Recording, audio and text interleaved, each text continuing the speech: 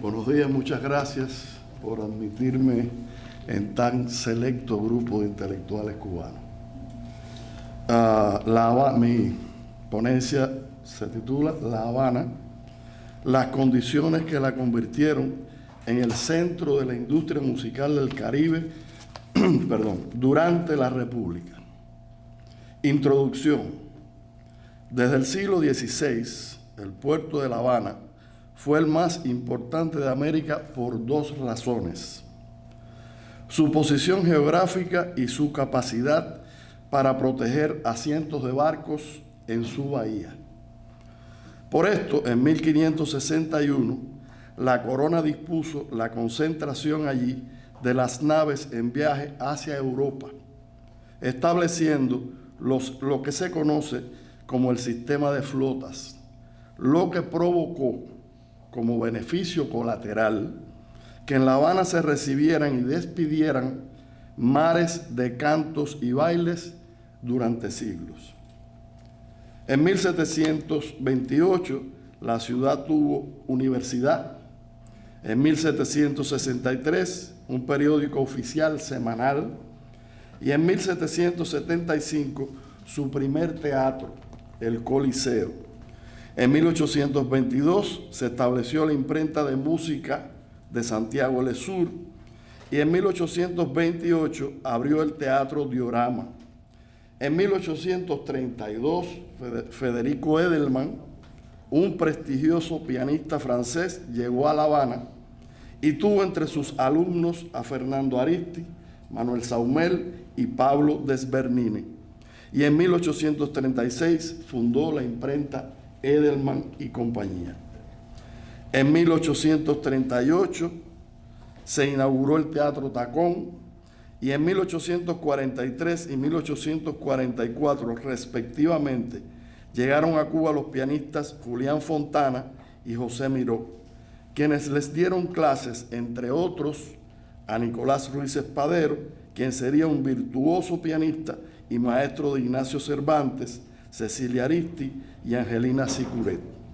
En 1847 se inauguró el Circo Habanero, y en 1870 el Teatro Albizu. En 1877 el Pairet, en 1884 el Irijoa, y en 1885 el profesor y compositor holandés Hubert de Blanc fundó el Conservatorio Nacional. Y en 1890 abrió el Teatro Alhambra. En 1893 comienzan a aparecer noticias de la presencia en La Habana de técnicos grabadores de fonogramas Edison. Y en 1897 se inauguró la era del cine. Estos fueron algunos de los acontecimientos que hicieron de La Habana un lugar excepcional para el mercado de la música.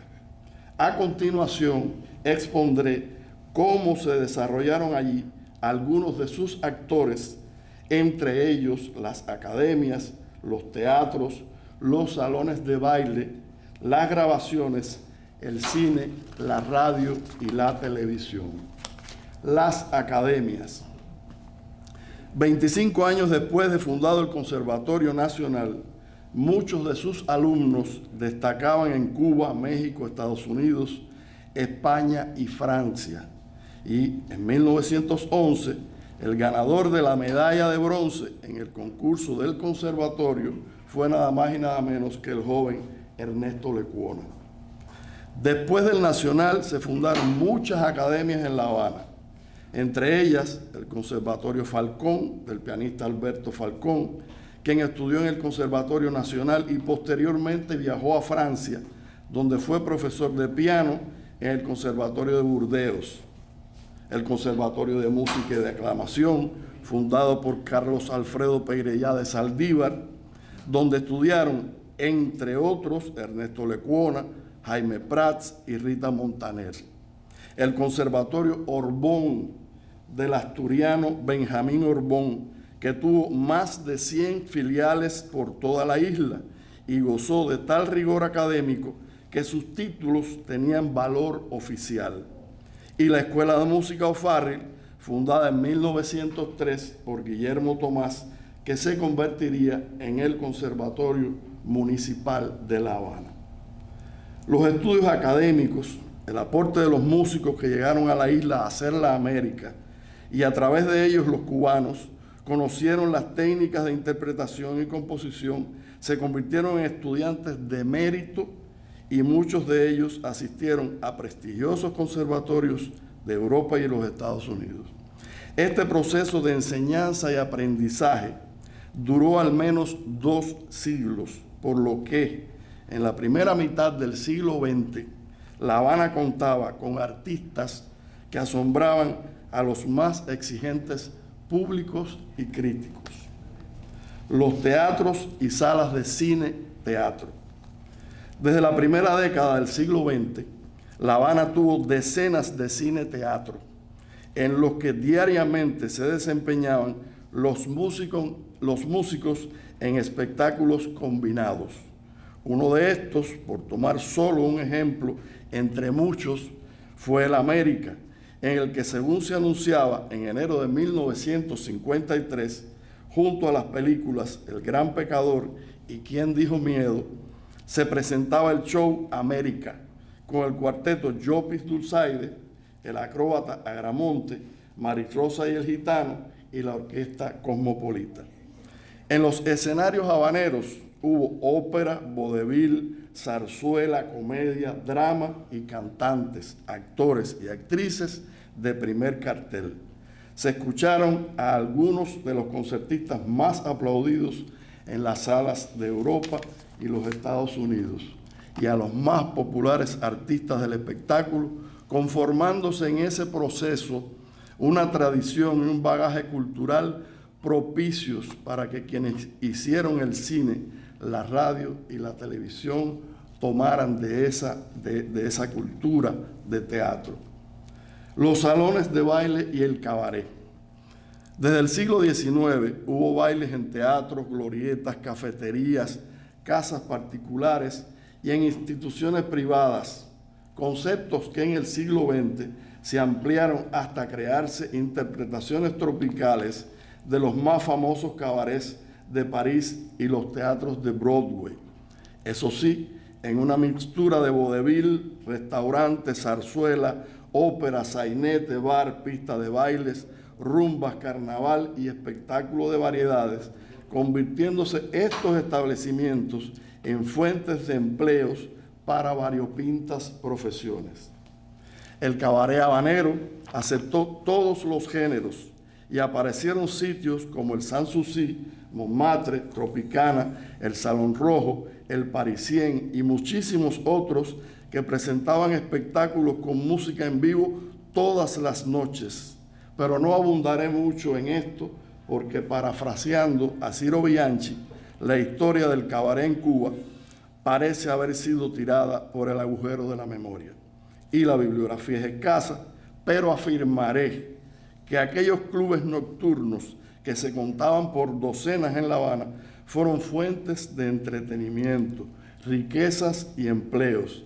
Presentaron obras con intenciones artísticas, propiciaron las 1001 emociones, le dieron a la economía nacional un pulmón saludable y establecieron un mercado en el que se realizaron con vértigo los productos de la música. El cine. El 23 de enero de 1897, los habaneros asistieron por primera vez a un espectáculo de imágenes en movimiento, presentado por el francés Gabriel Antoine Beire, quien, según Arturo Gramonte, poco después filmó una película de 1 minuto que se exhibió el 7 de febrero de 1897, pasando esta a la historia de nuestra cinematografía como la primera película filmada en Cuba. Desde entonces y hasta 1930 se realizaron en Cuba más de 50 películas silentes, y en 1932 se estrenó el primer corto musical cubano, titulado Maracas y Bongo, en el que, según los créditos de la cinta, fue la primera película de este género que se producía en Cuba por artistas, técnicos y personal cubanos.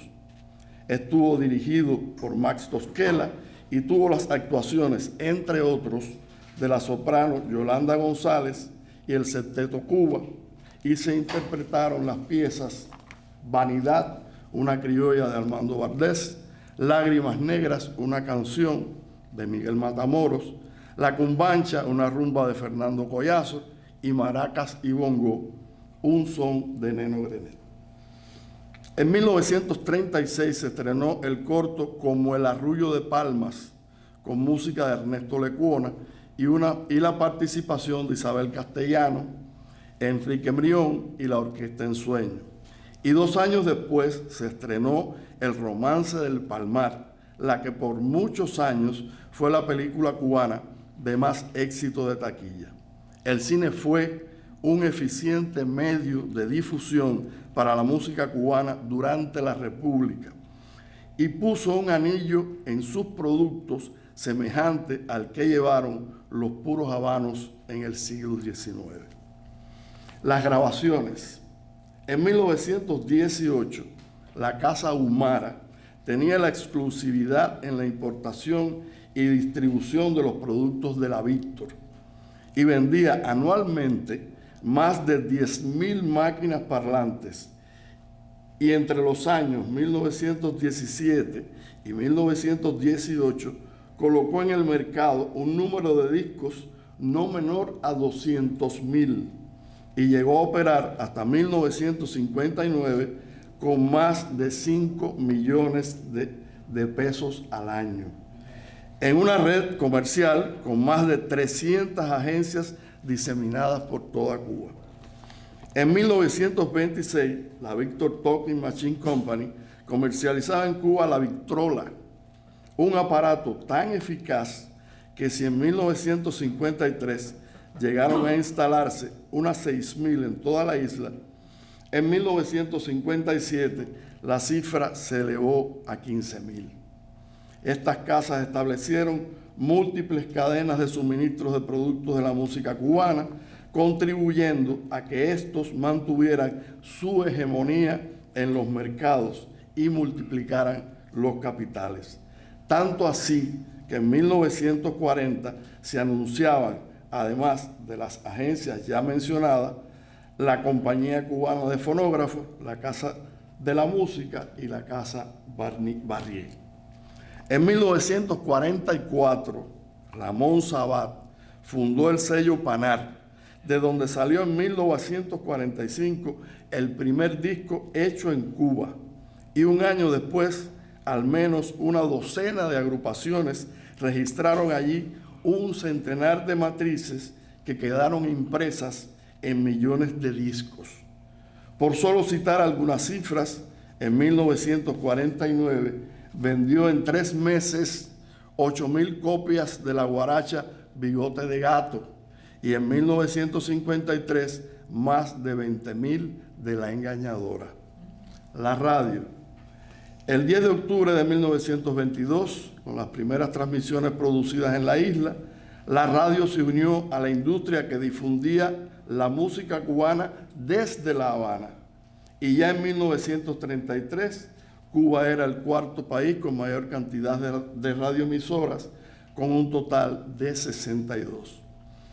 Muy temprano, las industrias se abrieron espacios en el dial y colocaron programas con sus nombres de marca.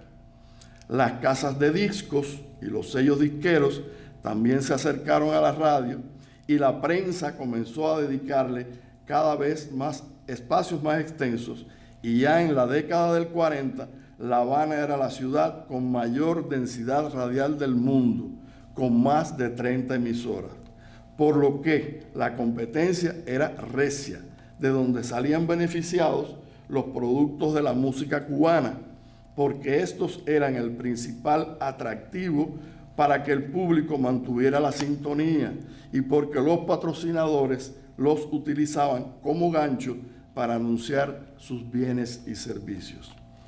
En 1956, Cuba tenía 5.800.000 habitantes, que residían en 1.200.000 hogares, de los que más de 1 millón contaban con uno o más radios receptores. Y esta puede ser una referencia de cuán importante era entonces la radio para los músicos, a quienes les sonaba su música en millones de hogares al mismo tiempo. Con la excepción de Radio Reloj, todas las emisoras tuvieron música en todos sus programas, contribuyendo así en la conformación de los hábitos de escucha de extensos segmentos de la población, tanto en Cuba como en otras islas del Caribe y el sur de los Estados Unidos, donde se captaban las emisoras que transmitían desde La Habana. La televisión. El primer canal de la televisión cubana, Unión Radio Televisión, se inauguró oficialmente el 24 de octubre de 1950 y el segundo, CMQ-TV, el 11 de marzo de 1951. Y en 1957 ya eran 4 canales: CMQ Televisión, Canal 6, CMBF TV, Canal 7, Televisión Nacional, Canal 4 y el Canal 2 TV, en los que alternaban música, deportes, noticias, humor y cine.